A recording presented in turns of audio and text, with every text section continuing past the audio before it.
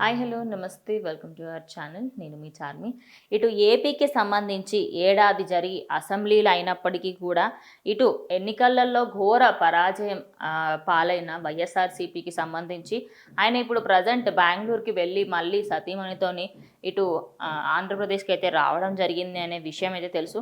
Party నేతలు ఇప్పటికే ఆయనకు సంబంధించి చర్చలు జరిపించి ఇలా ఉంది పరిస్థితి ఇది అని కూడా ఆయనకు చెప్పడం జరిగింది. మరి మాజీ సీఎం జగన్ పాస్పోర్ట్ రెన్యువల్ కి కోసం దరఖాస్తు చేసుకున్నారు. అదే విధంగా నిన్న గురువారం సాయంత్రం 5:30 సమయంలో ఆయన పాస్పోర్ట్ ని రెన్యువల్ చేసుకోవడానికి ఆయన దగ్గరలో ఉన్న పాస్పోర్ట్ ఆఫీస్ కి విజయవాడలోని బందర్ రోడ్ దగ్గర ఉన్న పాస్పోర్ట్ ఆఫీస్కి అయితే వెళ్ళడం జరిగింది. ఈ క్రమంలోనే మాజీ సీఎం వెంట తన సతీమణి, అలాగే మాజీ మంత్రులు శ్రీనివాస్, అలాగే ఎమ్మెల్సీ రఘురాం, మాజీ ఎంపీ సురేష్, మాజీ ఎమ్మెల్యే మల్లది విష్ణు, దేవినేని అవినాష్, ఇతర నాయకులు కూడా అక్కడ ఉండడము.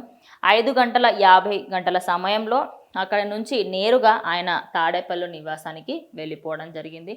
అటు ఆయన రెన్యువల్ చేసుకొని ఒక 20 నిమిషాలలో ఆ ప్లేస్ నుంచి తొందరగా అక్కడ నుంచి వెళ్ళిపోయి ఆయన ఇంటికైతే వెళ్ళిపోయాడు. ప్రజెంట్ దీనికి సంబంధించి ఆయన మళ్ళీ ఎక్కడికైనా వేరే టూర్కి వెళ్ళే ఆలోచనలో ఏమైనా ఉన్నారా అనే దాని గురించి ఎక్కువగా చర్చలు జరుగుతున్నాయి. అటు అసెంబ్లీకి రాకుండా ఇటు షికార్లకు అటు ఇటు తిరగడం ఏంటి అంటూ కూడా ప్రతిపక్షంలో ఉన్న కొంతమంది అయితే అపోజ్ చేస్తూ ఉన్నారు. మరి దీనిపైన మీ అభిప్రాయం ఏంటో కమెంట్ చేయండి.